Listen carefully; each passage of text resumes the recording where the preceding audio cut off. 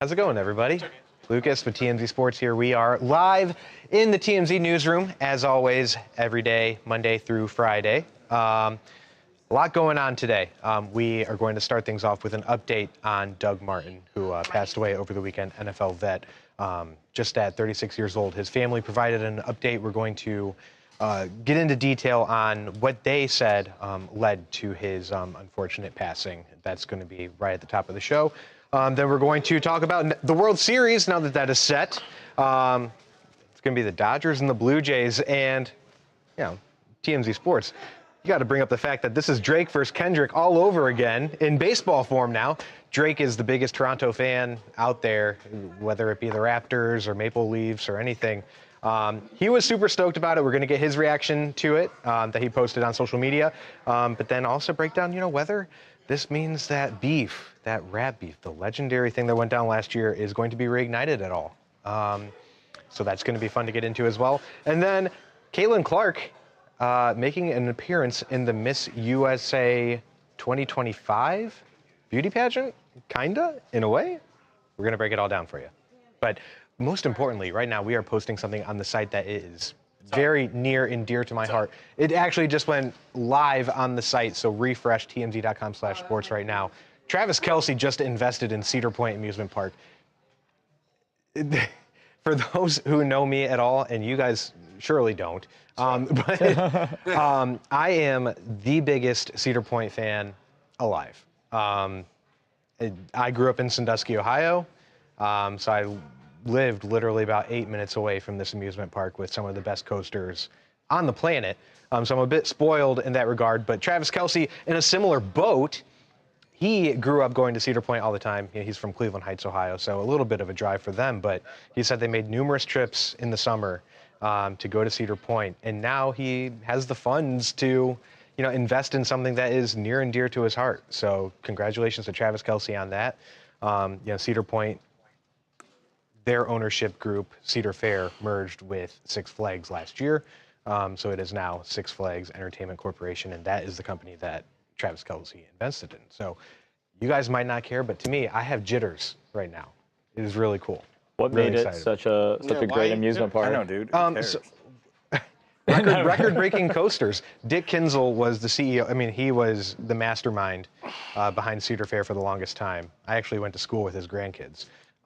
He sought out to have the absolute best. It started with Magnum, which broke the 200-foot barrier for coasters, and it started the coaster wars from there. I mean, Six Flags and Cedar Point for the longest time were competing with each other. Who was going to have the best stats, the fastest, the longest, the most inversions?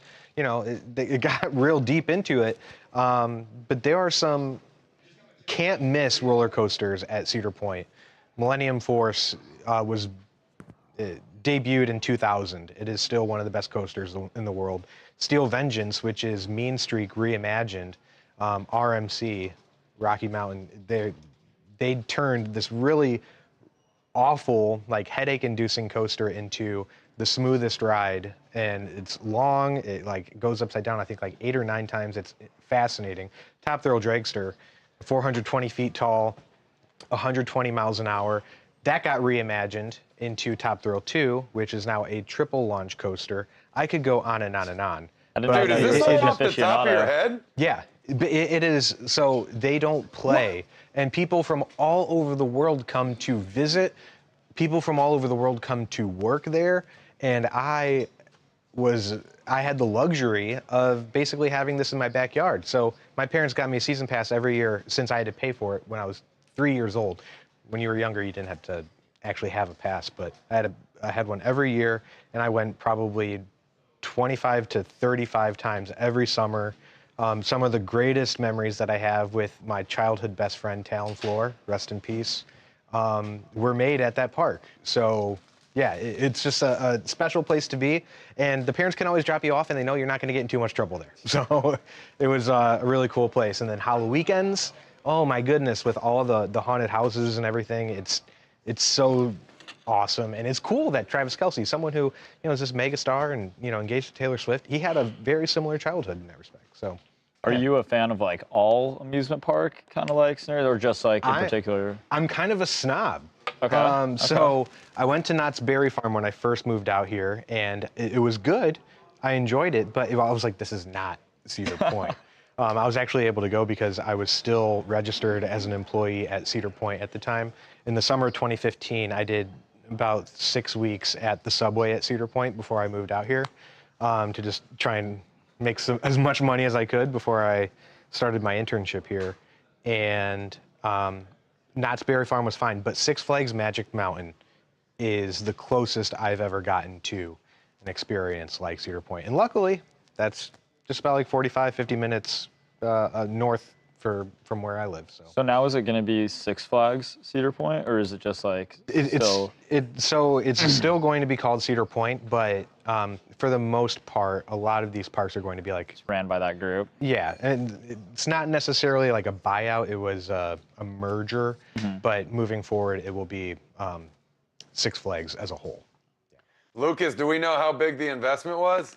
9%, but it wasn't just Travis. So there was the former CEO of The Gap. He was involved in this as well as a guy who's like a big honcho at Reddit. So the whole piece that Jada Partners just bought is 9%, and Travis is part of that 9. Very interesting. Couldn't Travis Well, you and his know, fiance purchase the entire thing? That would be a lot of money. They would most likely be in the red, but I think you need these kind of celebrity investors in something like this because amusement parks, they're still popular, but things get more expensive, especially if you try to continue to build off I mean, there is a park that is going up, I think it's close to Riyadh, but they essentially decided we're going to break every record. Falcon's Flight, I believe is what it's called. It's going to be like 500 feet tall, like in like 180 miles an hour. Nuts. But in the States, yeah, it's very costly, and these companies aren't making too much money. I think they need to find a way to breathe new life into it, and I think these celebrities, especially if they join forces and get involved in something like this, it could really help out these companies. we have a Epic Universe just opened out here in Orlando. Yeah, because you know I'm a big theme park guy. I love a good park day, and I live in Orlando. So we got, 4 Disney parks. We have now 3 Universal parks. Then you got all the water parks to go alongside of that. But Epic Universe just opened out here, and I don't think it's doing very well, to your point. Like, they're marketing the hell out of the thing. Mojo. They shutting down, man. Mojo, have you been able to either ride it or hear about the Velocicoaster? Yes, the Velocicoaster's fantastic. That is. Where's that at? It's at Universal, right? Universal? Yes, it's Universal. I can't remember which park, if it's Islands of Adventure or the other one, but it's definitely high on the list. I wonder what the breakdown would be to because I mean obviously Orlando's at least for people not from there, it's known as that kind of, you got all the amusement parks and stuff there. How much it would cost to go hit every single one if you were to go out there for like a week or something? Right. Well, you buy bundled rates. Universal's way cheaper than Disney is, and especially if you're just buying like a generic ticket, because if you get a fast pass, it's like double. Yeah, the fast pass alone is double the price of a GA ticket. And then if you want to get like a VIP tour, those things get really, really expensive. Actually, we're going to go this weekend to Halloween Horror Nights, actually, which I'm looking forward to because they have the Wyatt Six house from WWE. Oh, sick. And I'm going to go with a couple of members from the Wyatt Six, so that's going to be pretty cool. I'm looking forward to that. But yeah, those private tours, man, those are very costly. Yeah, I never realized until moving to California that how expensive the amusement parks and all that kind of stuff was. Because being from Colorado, or living in Colorado, there isn't any. We have one amusement park and it's like $50 to go for the day. It's kind of dinky, and then you go to a Disneyland or something and it's completely different. I've never been to a Six Flags. I gotta say though, Disneyland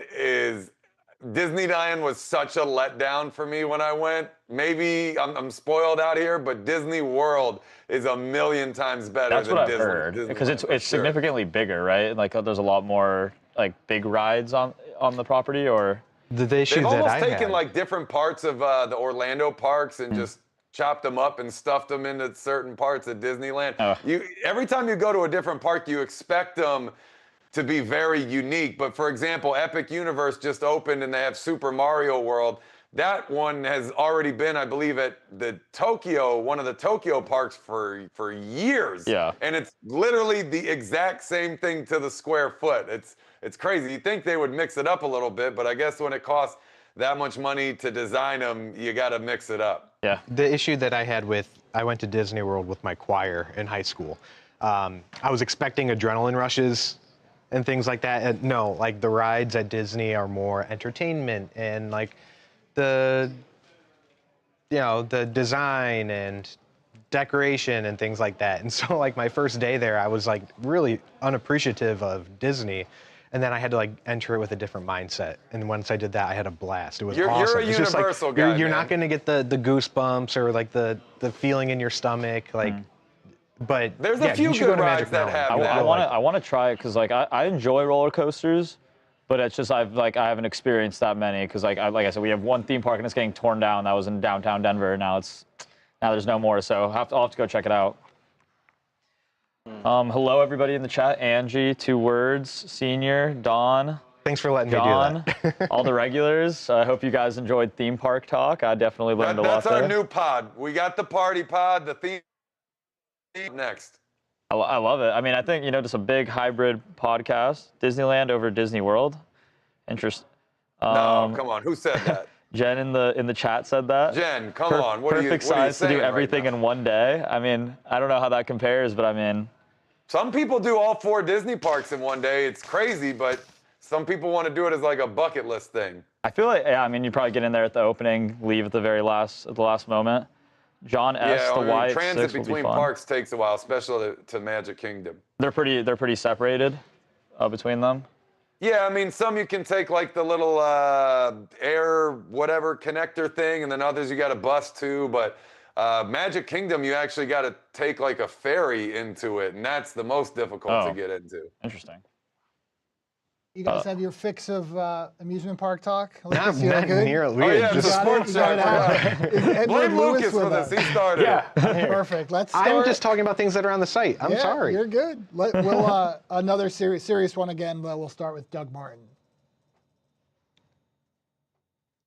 John S. the White 6. That will be fun this weekend. Is Nigeria Falls, Frightmare, and Jake the Snake Roberts will be there, and a few from Friday the 13th movies will be there as well. Sounds fun, John.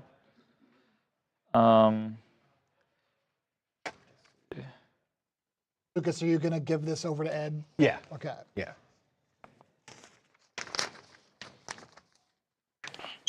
Talking Doug Martin. Mm-hmm. Stay there, Ed.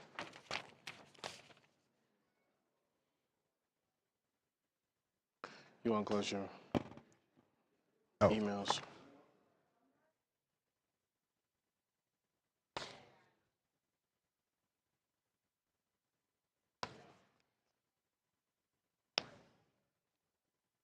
One sec. Let me just get ready.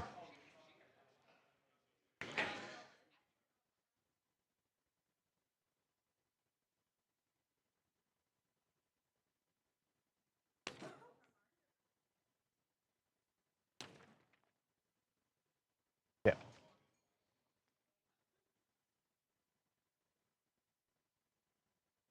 Welcome to TMZ Sports. Lucas here. We're going to start things off with Doug Martin, who passed away at 36 years old over the weekend. Not many details were out at the time of his death, but we have received an update Monday night via his family, who spoke out and wanted to provide a bit of clarification on what happened. So this statement actually comes from Athletes First and the CEO of Athletes First, Brian Murphy, who's issuing this statement on behalf of Doug Martin's family. And I'd rather read it to you than paraphrase. The key points of it are this. Privately, Doug battled mental health challenges that profoundly impacted his personal and professional life. Ultimately, mental illness proved to be the one opponent from which Doug could not run. The statement continued, Doug's parents were actively seeking medical assistance for him and had contacted local authorities for support. Feeling overwhelmed and disoriented, Doug fled his home during the night and entered a neighbor's residence 2 doors down, where he was taken into custody by police. An investigation of what transpired as he was detained is underway. The family requests privacy as they navigate this heartbreaking loss. So you recall, according to cops, at around 4:15 a.m., they said that Doug was I guess, burglar of a home in Oakland, California. And they said when they got to him, he was having some kind of medical episode or whatever they wanted to call it. They put him into custody. He became unresponsive. And after they transported him to the hospital, he died. So from the statement, they're basically saying he had some kind of mental health episode, broke into his neighbor's home, and when he was placed in custody, something happened. That's still the key, I guess, ingredient of what we don't know what's going on. What happened between him and cops that caused him to lose his life? But at least we have some kind of, I guess, sense of what actually played out in that Oakland neighborhood on Saturday morning. And that was one of those things that we were talking about in the newsroom on Monday is this doesn't necessarily make sense based with the information that we had at the time. Now with the family providing more, just shedding light on what led to this, Mojo, like we said, there's going to be a lot more information to come out here. But, you know, now that the family has spoken out and we got a little bit more on this, you know, it's heartbreaking. Yeah, I mean, shoot, we had a lot of questions yesterday. There's still some right now, but I gotta say, mental health issues make sense of things that don't make sense, right? I mean, we've seen just the debilitating circumstances of what can happen when you have CTE and your brain isn't functioning properly. And I mean, this was a physical ball player. I mean, this was a guy that probably got hit in the head just about every single time he was on the field, probably multiple times as a ball carrier, right? So you never know what's going on literally under someone's helmet until sometimes years down the line, unfortunately, when everyone is acting normal and cool and calm and collected and all these things. And then all of a sudden there is just one episode that doesn't make any sense at all. And when you find out that maybe there were some mental health issues going on that may or may not be related to brain trauma, you know, it all starts to make sense here. It's just really sad, too, for the family. They knew what he was going through. They were trying to actively help him. And then this goes and happens almost immediately. I mean, the family has got to be devastated. Just such a difficult thing for them to be in. I mean, how do you handle a tough situation like that? I mean, people with mental health issues, they don't always want to confront them and try to fix them. I mean, they might not even realize that anything is gone. And as a family member, you want to be there and you want to be supportive, but at the same time, you want to protect your family members. And where is the line in these circumstances? And gosh, this is just the worst decision for that family to make. So, you know, condolences to all parties involved. What led him to go into that other house and what transpired from there. Maybe we'll get some answers on that, especially when it's talking about, you know, a loss of life. But again, just a terrible thing to hear. Absolutely, Mojo. And, you know, we still can't make that connection just yet based on, you know, the mental health issues and whether this was related to CTE or anything like that. That's something that they would be able to test after the fact, after his passing. But, you know, we see this all the time with football players we idolize. We don't think about what happens to them off the field after this. And, you know, if that were the case, it's just absolutely tragic. Yeah, I think we never really heard a lot from Doug Martin following his last season. So that's why it was so jarring, you know. And everyone who dealt with him, whether teammates, coaches, what have you, all spoke so highly of him. Yeah, kind of. I know we talked about this a little bit, Rudy Johnson and other NFL players. You kind of wish that people would be more open about this stuff, you know, mental health issues and things like that before it's too late, you know. So I don't know. It's something the NFL has had to deal with. It's something the NFL is going to continue to deal with. But man, you sure would like to hear from these athletes. You know, if they're going through it, tell it to the public. They got millions of fans, you know. I mean, we saw the clicks here. When we broke the story that Doug passed away, it was probably our most read story of the month. And I think we're getting closer and closer to athletes speaking about the harsh realities of the sports. I think early on, you know, there was a stigma or a sign of weakness that people were taking from it. But more and more, you know, how many more stories do we need like this before people do take it seriously or understand that? This is something that we need to. Everson Griffin, I think, has been very open about his public his battle with mental health.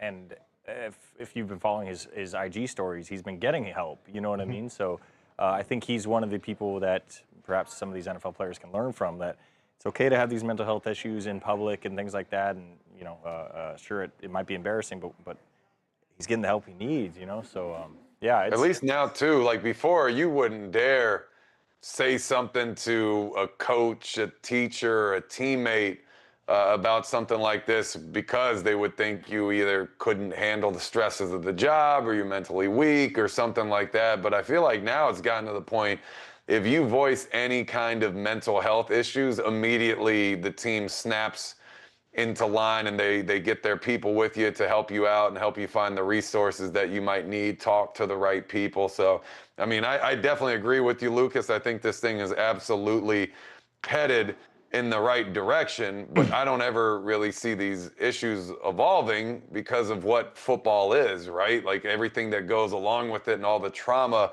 that you take. But, you know, the best thing you can do is try to find ways to minimize it as much as possible. And again, make these resources as readily available for the talent as you can. What's also scary is I don't remember Doug Martin ever being like a concussion guy. You know what I mean? Like, I looked it up like a little bit later, and I think he had like there was 2 instances, like at least in the NFL, that he got like taken out pretty seriously. I mean, everyone goes through concussion protocol and such, but it was only 2 instances where he got taken out for that.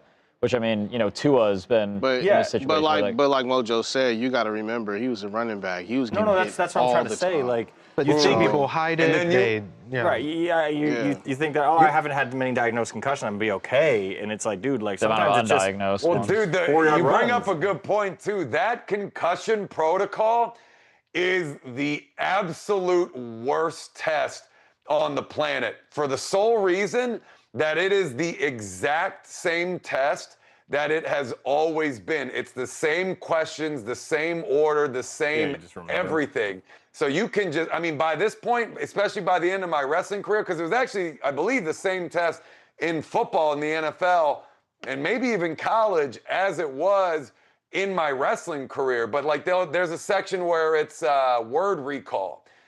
It's the same set of words every single time. And I've taken this test so many times. I even had the words memorized of the words that were not included in the set. You know, so they're like, hey, which of these words were included in the set? And you answer that, and then they're like, were these words included? Like, you would remember those as well. Then there's shapes that you would have to draw. I still remember all of those. People would work around that test. So it's really not doing anybody any favors. You know, guy I worry about the most in the NFL right now is Tua, because he's taken a lot of hits, concussions, and people have said like, "Hey, one more, and he could be possibly done." But I mean, he's taking the hits. What is that going to do to him longevity when he's done, when he's finished? Like his career's done. What type of steps are he's going to take to make sure that he's mentally stable? You know what I mean? Is, like, I feel like when you get to like the point of like Tua, like I've never seen like concussions. Like, I mean, I'm sure it happens a lot more often than I think, just than I see. But like concussions where the guy's on the ground, you know, like literally seizing and like not, and that's happened 2 times that he's got hit like that. Yeah, I mean, but then you get to the really kind of morbid thought process of if you're making $10 to $20 million a year, and you're talking about life-changing money for the next several generations of your family. I mean, do you just take it? Like, do you just keep having these hits because you're setting your family up for life? Or do you say, all right, well, I'm going to cash out and I'm done now, and I'm going to take care of myself, knowing that maybe this money lasts me and then maybe even the next generation of my family, but then afterwards, everyone's on their own kind of a thing. You really get into that kind of struggle, too. Yeah. And Mojo, when people do walk away from the game early and they leave years on the table, people are like, what are you doing? I can't believe you would leave a historic career like that or a Hall of Fame career. People retire like that all the time. You know? I mean, Tua signed before, I think it was either the season or the season before that first real bad concussion. It's over $100 million, you know, and I think like at least 70-something, 80-something of that probably was guaranteed money. It's like, I mean, I think you can, I think longevity-wise, $80 million if you, are smart with your money, which, like, I remember we talked about it on the show a while ago, how these, like, guys are starting to get better with, like, the team surrounding them with people to set them up financially for the future. I mean, if you have that much money, and you should be able to set yourself up and your family up for a very long time, I don't think it's worth, because they're saying, like, if he gets hit like that one more time, like, some real bad stuff could happen to him.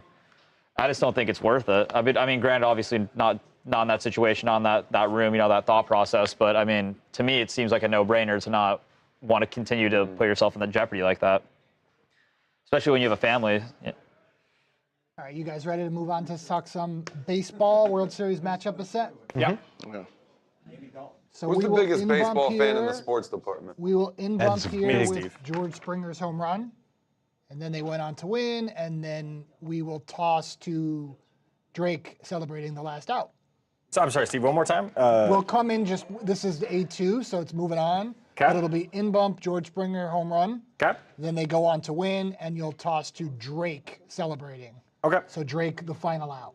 Okay, so yeah, I'll explain what that was, how they won, and then their biggest fan in the world who became a fan yesterday. Ed, we got a new request for our bet for the Cowboys-Eagles. What?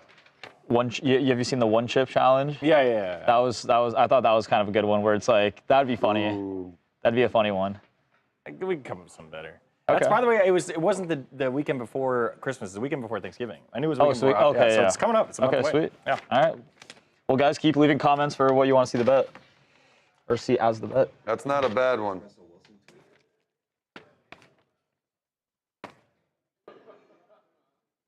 Here comes the sound. It's going to start here with sound. Okay. And for advising our team.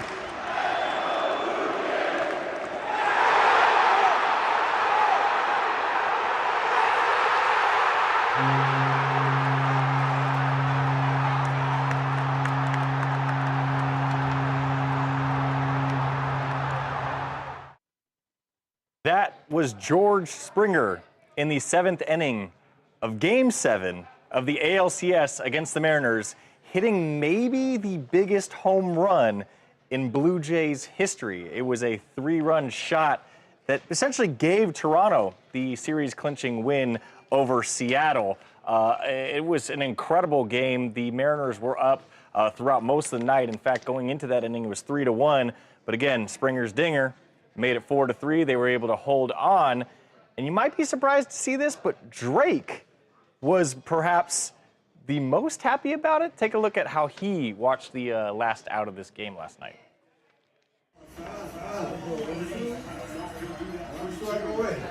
One strike away. What do you mean? We're here. It's already written. We're going to the big show. We're going to the big show. Get the boys a pizza and some Cokes.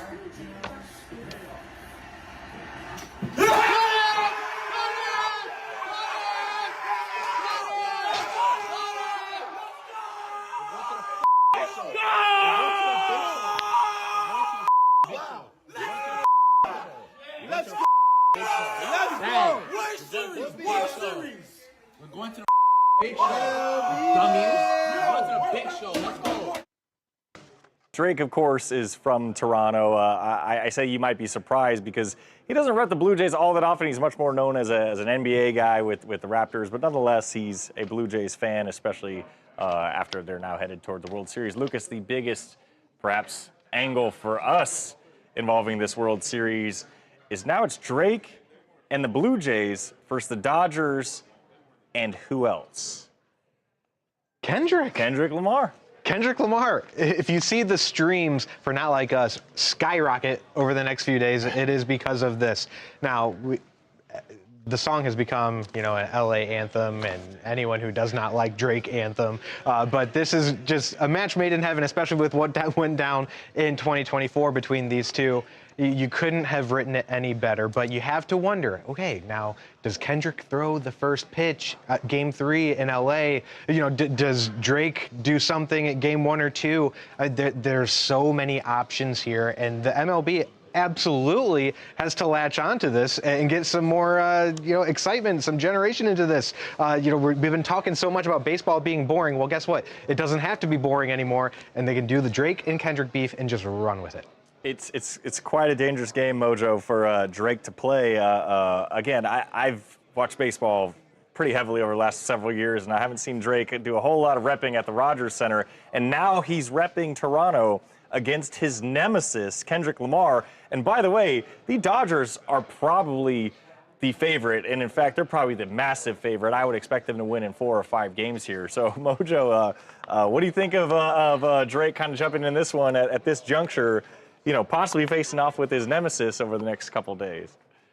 Dude, is this not the absolute best case scenario possible for the MLB? Like, what?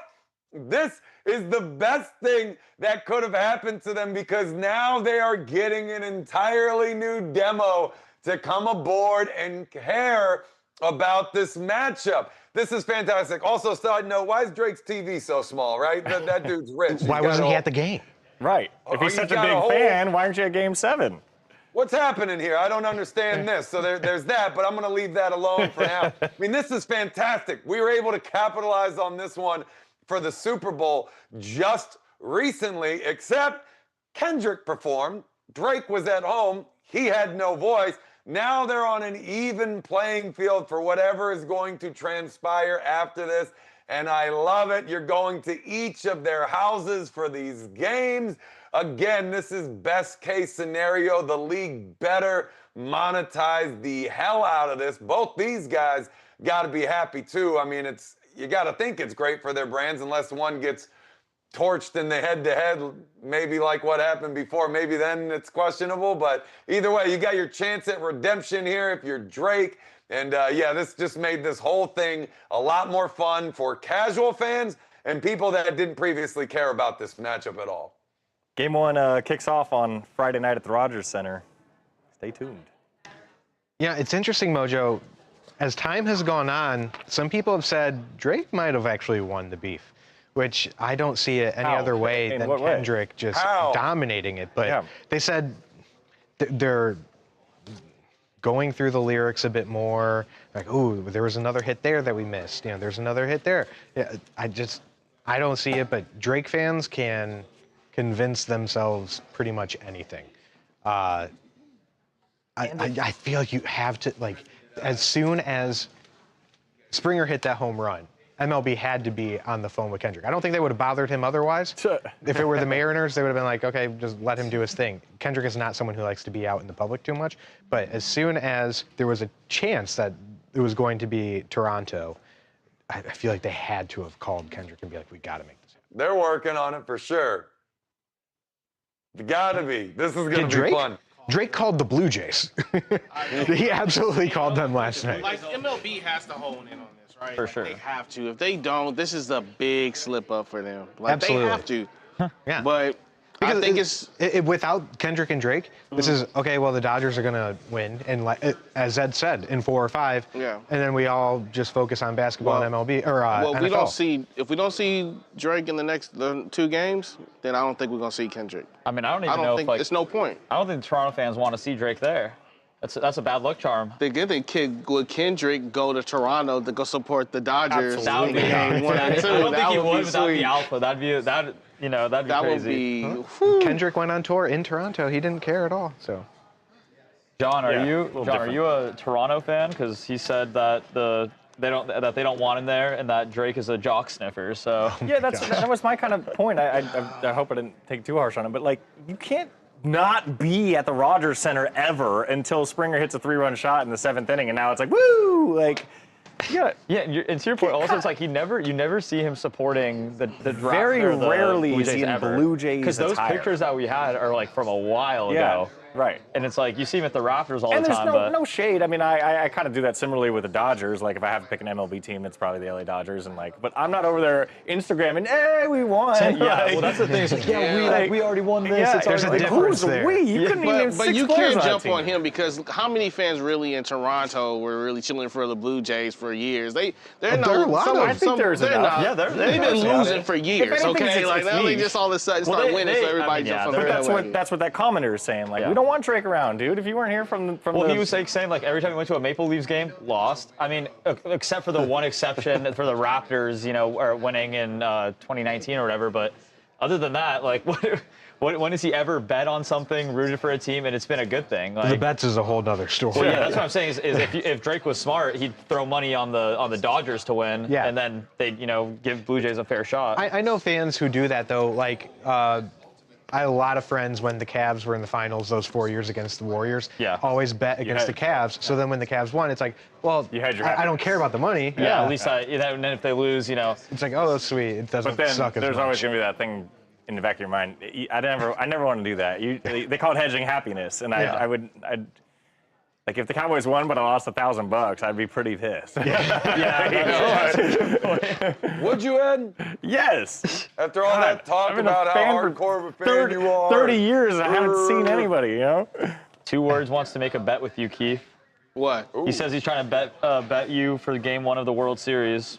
Game 1? What? Mm-hmm. What's the bet? I don't know. 2 Words. You're gonna have to let Keith know. What do you want to bet? What is Keith? Who does Keith like? We need to know. We don't have the bet yet. Does Keith know ball? I'm always game. We're bearing the lead here. He's always Keith is game. tatted. He asked, "Will Keith accept a bet?" He's always game. Let's go. 2 Words. Put your terms down. Angie asked if you had a nice anniversary, Mojo. Oh yeah. Ah, Angie, yes, I did. Thank you very much.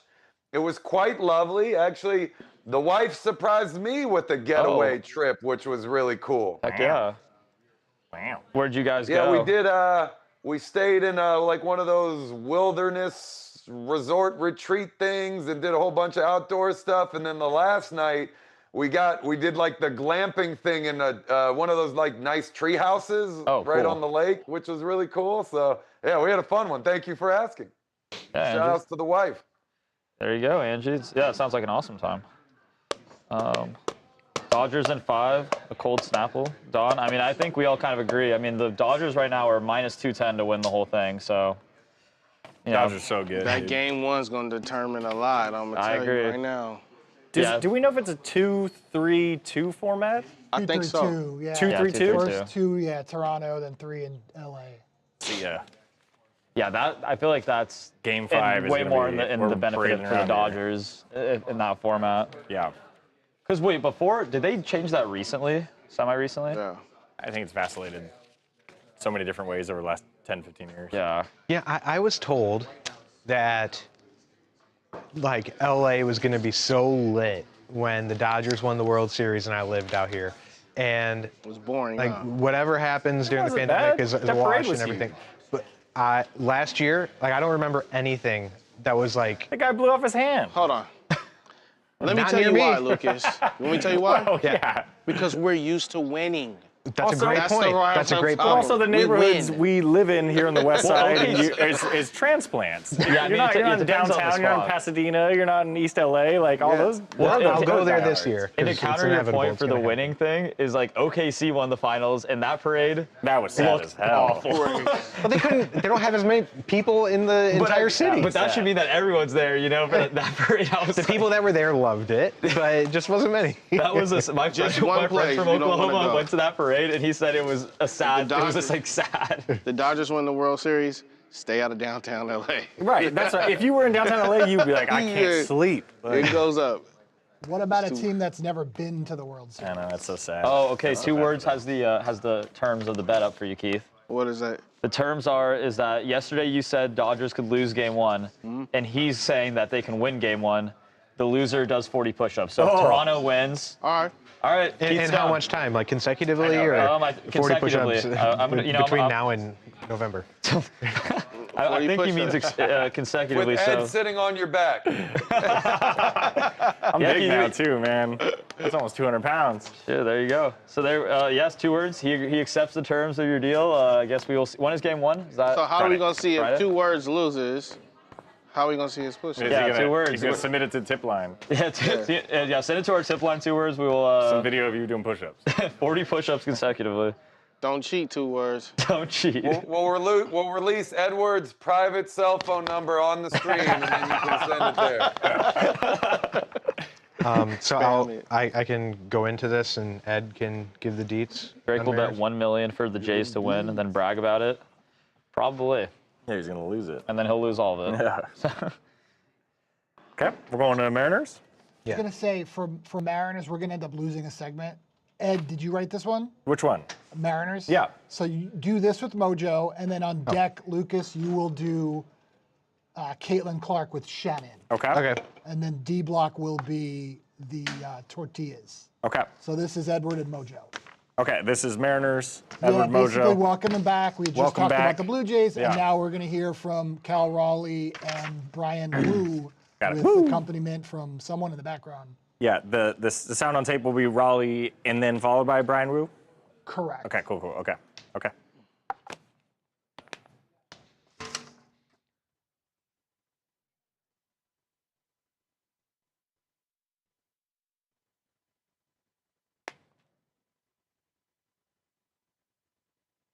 Welcome back to TMZ Sports. Unfortunately, in the ALCS, while there was a winner, there was also a loser, and the Seattle Mariners took this as hard of a team as I've ever seen in a sporting event.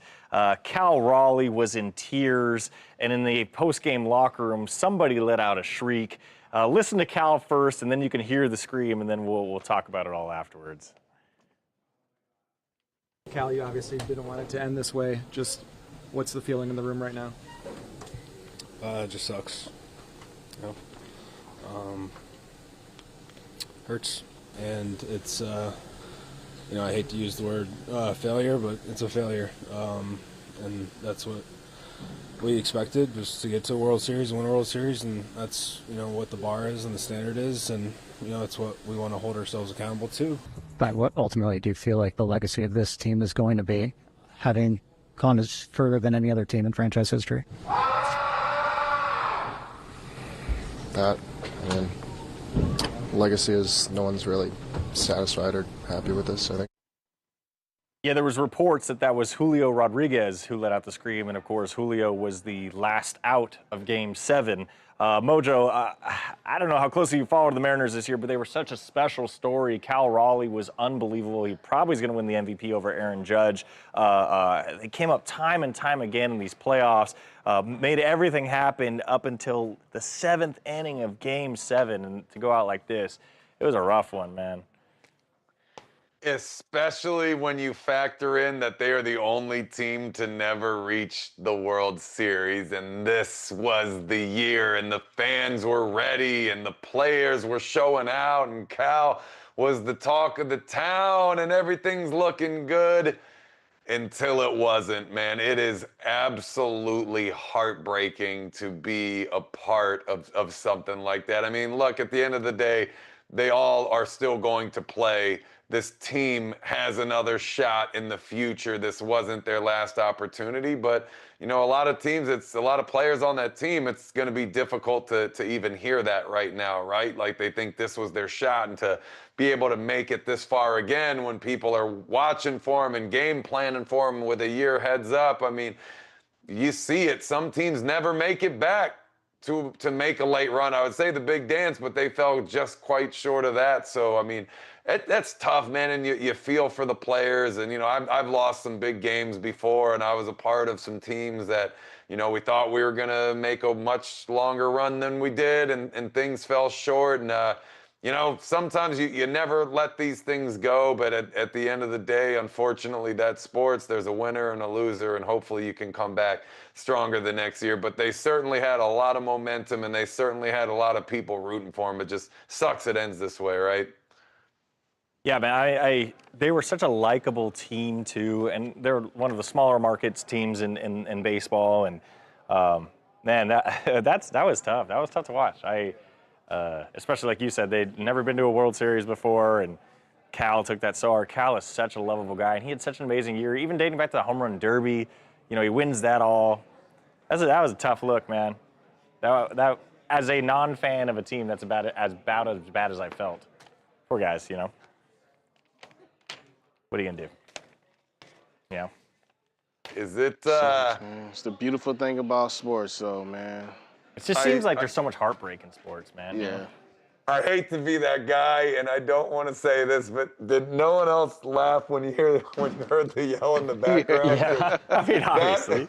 I mean, you know they're in pain, and they're struggling, and they're suffering, and it sucks, but just The timing of the question being asked and the yell in the background, it did get me a little bit. And that was Brian Wu who was being interviewed at the time, and Brian Wu was the one who put the 2 runners on, and then he got pulled, and then the home run was hit. So those are his 2 earned that basically cost them the game. That was just a rough night for Seattle, man.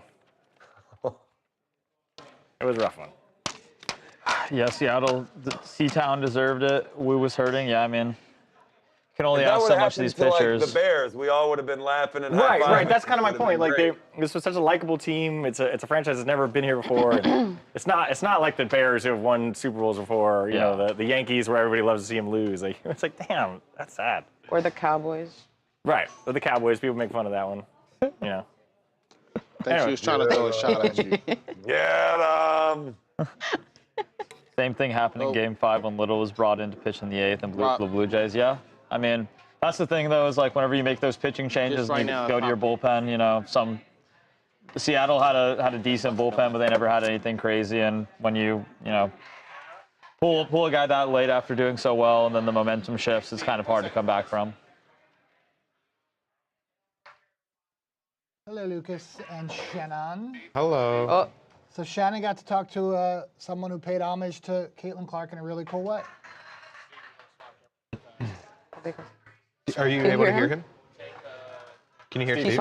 Yes. Okay. Okay, now. Yeah, they just needed. This. Keith had a little. Yes. Moment.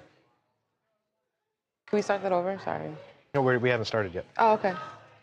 J-Lo has more rings than the Cowboys. I'm all confused. I mean, J-Lo has more rings than 31 in the NFL franchise. That's a good one. 2 words. Classic 2 words. Classic 2 words. Classic 2 words.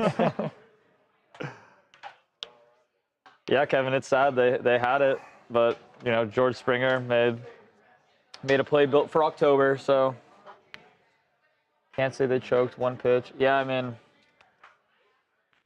It's that's why baseball is hard. Is you know you can't really put it all up to one. I'm thinking about your point. Like you really can't add it up to a lot more than just one moment most times. My family group chat camera shot. A little background for you guys. What'd you do? Because I told them about the news. The cameras. Oh. Yep, we're using this one. Is this welcome back or moving on? Moving right along. This is welcome back. Welcome back. Caitlin Clark. Homage paid, yada, yada, yada, and you will talk to Shannon. And then we do have a soundbite cut from Miss Indiana. So when you're talking about this, toss to your interview with her. Okay. They cut a snippet of it. So. Welcome back, welcome back, welcome back.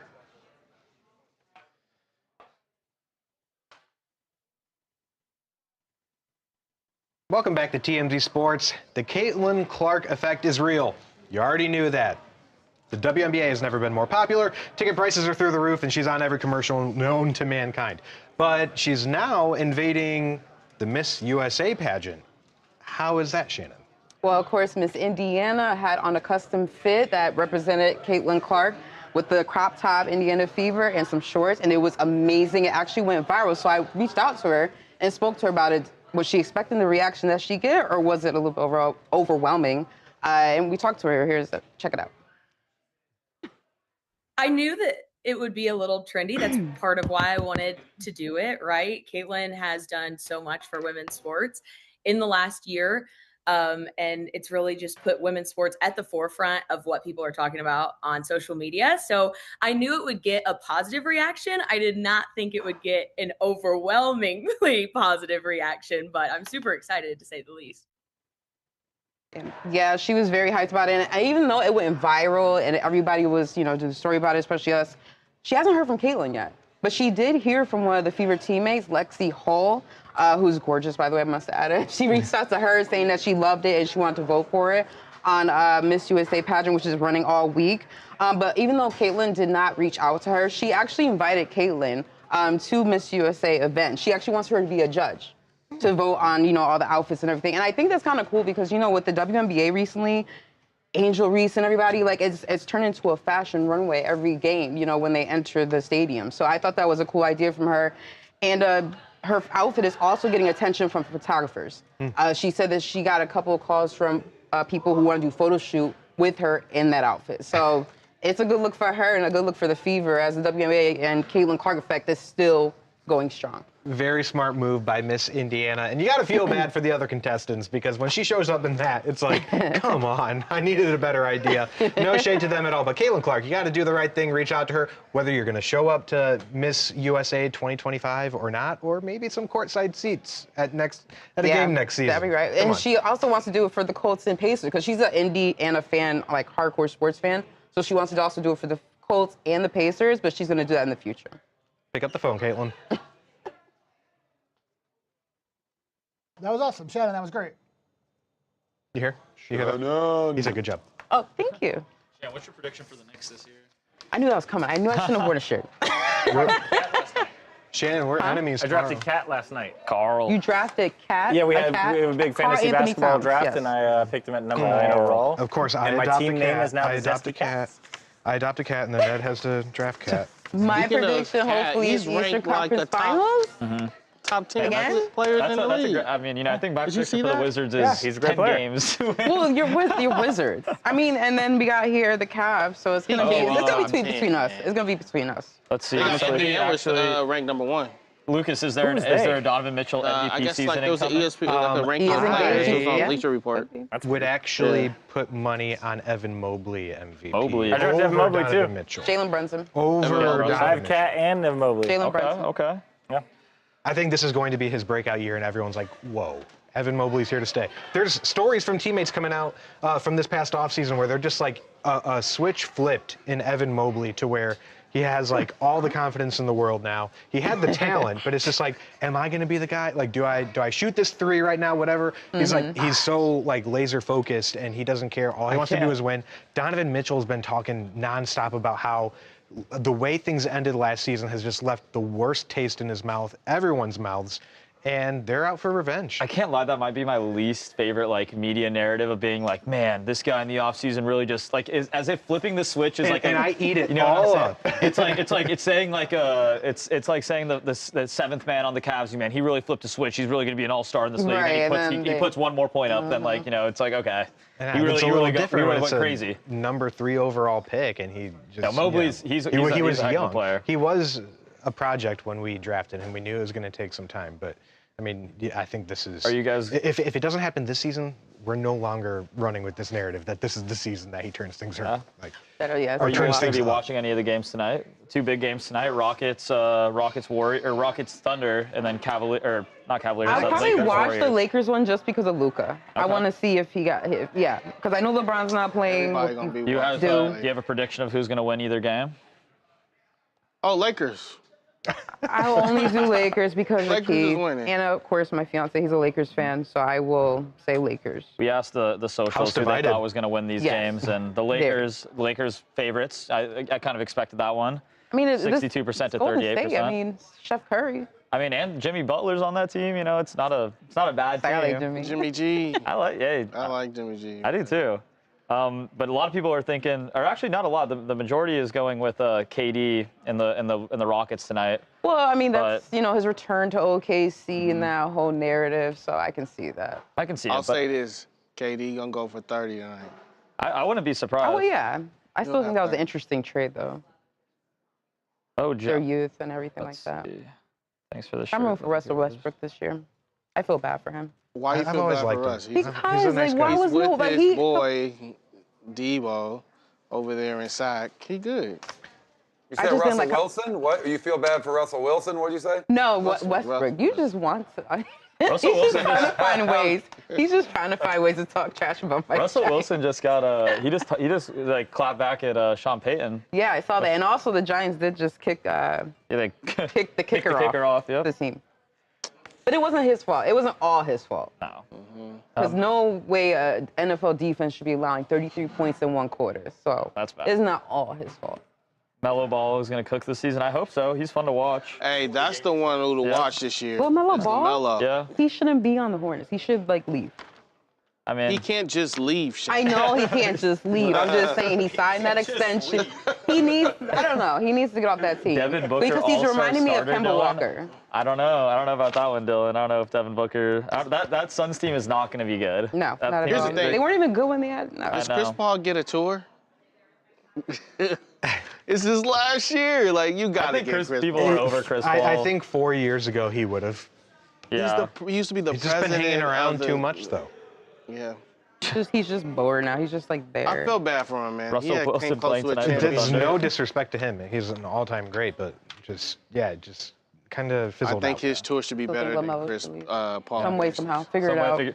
Figure it out. He's going to waste all his youth there, just like what happened to Kemba Walker. Yeah. Kemba Walker was on the Hornets all that time, and then he got injuries, It's and then still now funny, look at him. like seeing like the graphics for all the teams where it's like this team's greatest player and it's just Kemba Walker for the Hornets. That's what I'm yeah, saying. Kemba, love him though. David picking Rockets over Lakers. I agree with you. Bless his heart. What did David say? He said Rockets and then the Lakers to win. Oh. Well, they don't even play each other, Keith.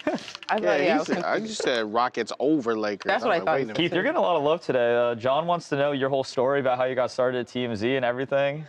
Oh, man. That's a long story. Can we? I started back in, I don't know. Tell it's us been a over long your time. 40 push-ups. Yeah. John, if you want to hear that, he'll give the whole story while doing 40 push-ups. Yeah, I'll tell you that, man. It's a long story. Been there, it was a long year. Steve, which one are we scrapping? We are going to do Texas Tech Tortillas.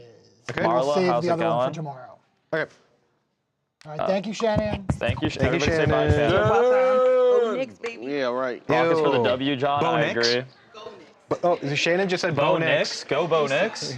Bo Nix, 33 points in the fourth quarter. First player ever to put 22 touchdowns and two rushing and 2 passing touchdowns in the fourth quarter. I know, but we're wearing the Kelly Greens. We're undefeated in the Kelly Greens. Poor Shannon. Every time these New Yorkers in the office say "Go Knicks," I respond with Yeah. "Bo Nix." Rockets, Lakers, but maybe a preview for the West Finals. I mean, That's a stretch. I would have said that before. What's his name got hurt on the point guard for the Rockets? Van Vliet. Yeah. He got. I know he went down. No, it's going to be Ready? Lakers, the Mavericks. Mavericks, man, are going to be real fun to watch. At least for the 15 games that Cooper Flagg and Anthony Davis both play together. But If Kyrie comes back, it's a problem. I mean, I think together they might play a combined 15 games. I just don't see that team staying healthy for that long. But How are we doing this? So Kevin, this they will are in be the other Lucas, chat yourself, and Edward, and on the Sports Mojo. channel. And One- Mojo. That's where two Yeah, words I is don't at. know who wrote it, but one of you could probably just welcome back, get it to the other one, and then Mojo will join. We're good on time, so we'll just do a goodbye after to get to time. We're a little light. After. Okay, Yeah, so we're not a little in light. this. Don't say goodbye here. Okay. Oh, so Don't say goodbye.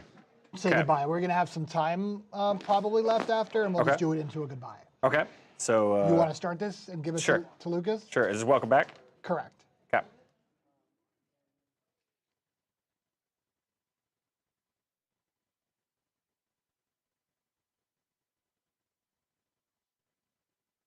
Welcome back to TMZ Sports. Texas Tech football might be putting a wrap on one of its biggest traditions, Lucas, because their athletic director, Kirby Hocutt, said this week he wants them to stop throwing tortillas on the field. Tell me why. I don't want to because you just made that terrible pun, but yeah. So Kirby Hocutt, longtime fan of the tortilla throwing kickoff tradition that they have at Texas Tech, is backpedaling quite a bit. So remember, back in August there was a vote, 15-1.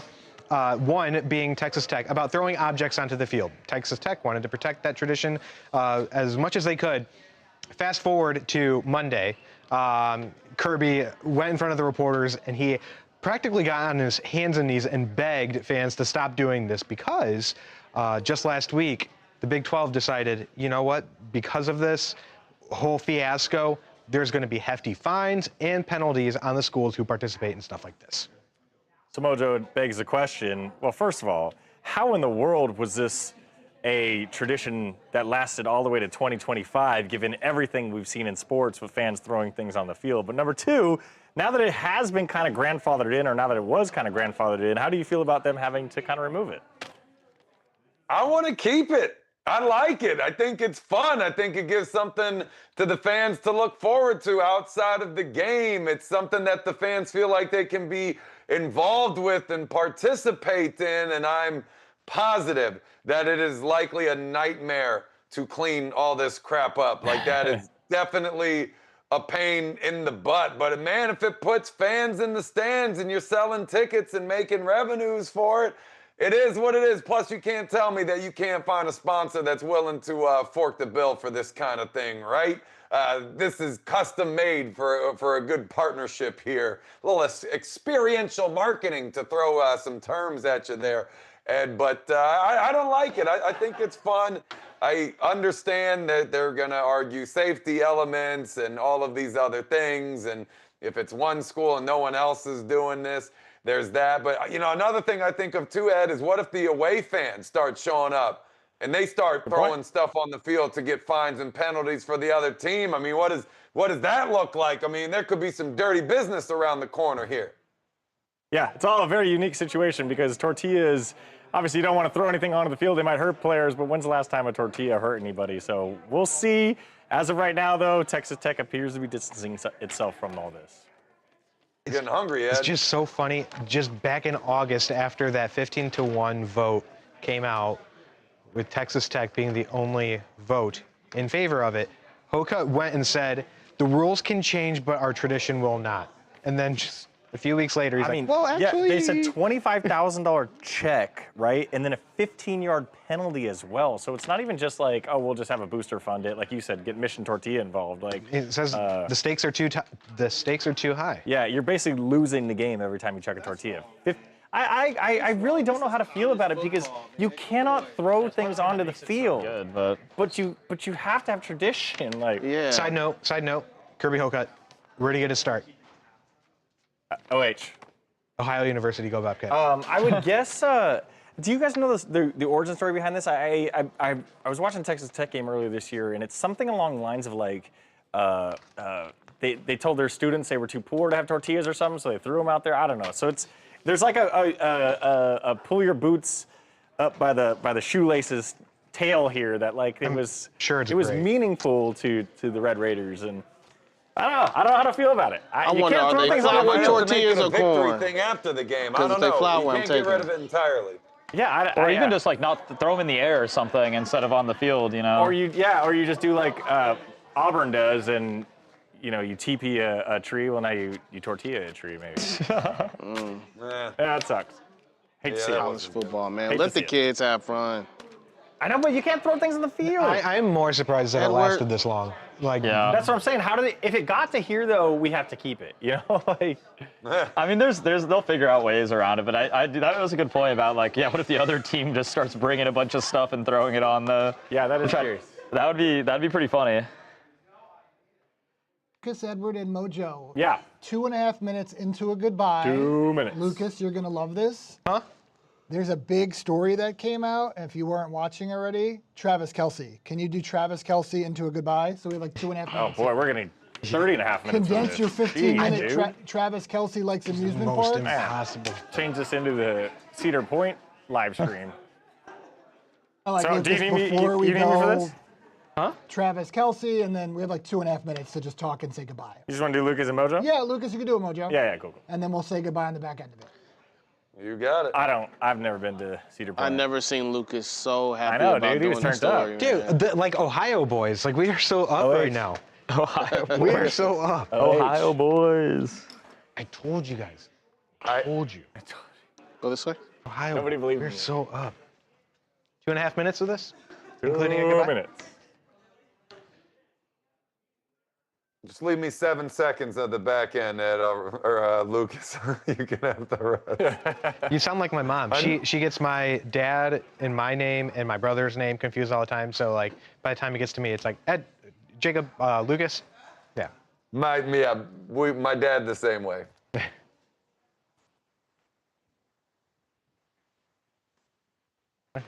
Okay, so just say, before we go, this one just came in.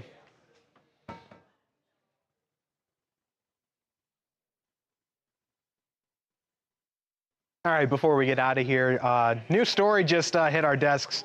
This is an interesting one. Travis Kelce is turning some childhood memories into a new business endeavor.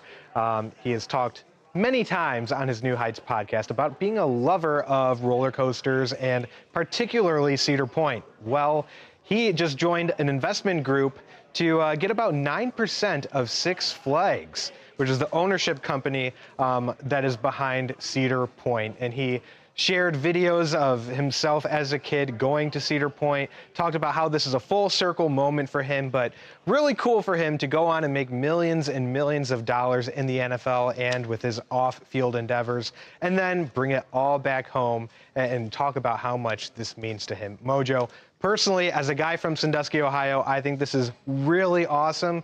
What do you make of all this? People always ask you, like, if you had a billion, if you had $1 trillion, how would you spend it? I think I'd buy a theme park, actually. That would make all the sense in the world. And Travis Kelce, as he's knocking on that door, I guess he's close enough where he can feel like he can buy a piece of a theme park. But I love this. You said it, man, kind of capitalizing on things that you loved as a kid. Theme parks are a great time. I live over here in Orlando, Florida. We got Disney World. We got Universal. I go to the parks all the time. I still get very, very much excited for my park days. I actually don't have annual passes so that I can save my park days and make them special and really not waste them. I have heard of Cedar Point. I've never been there, but even when I was a kid, I heard Cedar Point had some of the craziest rides, if not the craziest rides in the world. So very cool. You Ohio boys definitely stay together. So I know how much you love theme parks. I know how much you love your hometown. So this is just the best story all month for you, probably, pal. Absolutely. It brings everything home for me as well. Don't be surprised if we see Travis Kelce and Taylor Swift riding Steel Vengeance together, maybe Millennium Force, Maverick, Raptor, whatever. But, you know, when Miley Cyrus came to Cedar Point one time, it was the biggest news of the month. So if that happens, expect it to be the biggest news of the year. That's all we got. Mojo, hey, really big news as well. Someone is back tomorrow where it'll be the best show since today. Ah, you hit me with the different kind of alley-oop. Not bad. Kept me on my toes, man. And look at that time. Can someone read the time on the screen for me, please? What time? Because that says 2 minutes and 30 seconds 2 exactly. minutes. So, just saying. That's what it was supposed to be, right? Exactly 2:30. We hit it on the nose. Not even a second off. Dentist Can favorite Edward time. throw lobs to you like that? What's that? Can Edward throw lobs to you like that? No, hell no. Mojo wouldn't complete him, you know. Mojo just Ed drop wouldn't him. have thrown the lob. You know what until Mojo like do? 3:15 Mojo would. He'd hit one, would've set me up at and then like he'd a take minute 3 games 12. off, and then he'd hit 3, and then he'd be like, "Well, I averaged 4 over the course of 4 weeks." So are you going back to the sack discussion now because you were defeated That's exactly yesterday? That's exactly what I was going and you want to Mojo. bring it back? That's okay. Because if you get 5 sacks over 5 weeks, it doesn't matter. Well, let me ask you, it doesn't matter. Ed, You got 3 in one game and none in the other 3. How many sacks do you want this man to average a game? You want him to average? You know what I want him at? I want him to average game, so 47 sacks on for the every season? $1 million he gets that he's overpaid on. Yeah. Did you see that the Cowboys might trade for Max Crosby for a first-round pick so they could ultimately end up with Max Crosby, Kenny Clark, and an extra first-round pick, plus an additional $12 million in cap space for Micah Parsons? And they will still lose. And they're winning as many Super Bowls as the Green Bay Packers are. You know what I mean? I'm excited for Babcock to be back tomorrow. You guys, we gotta go.